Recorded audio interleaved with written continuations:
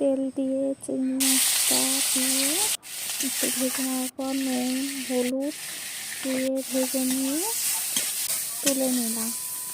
তুলে ওই কড়াতে তেল পেঁয়াজ দিয়ে কাঁচা লঙ্কা আলু ঢেলে দিয়ে একটু নেড়ে নিলাম।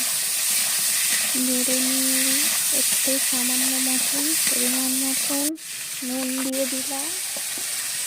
নুন দেওয়ার পর চিচিঙ্গাটা দিয়ে দিলাম। চিচিঙ্গা দিয়ে ভালো করে নেড়ে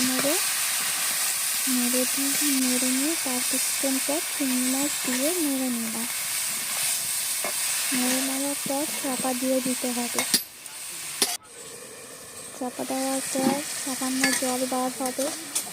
হলুদ একটু লঙ্কা গুঁড়ো দিয়ে কষে নেব। কষে নেওয়ার পর চাপা দিয়ে দিতে হবে। চাপাটা খুলে একটু নেড়ে নিলাম। নেড়ে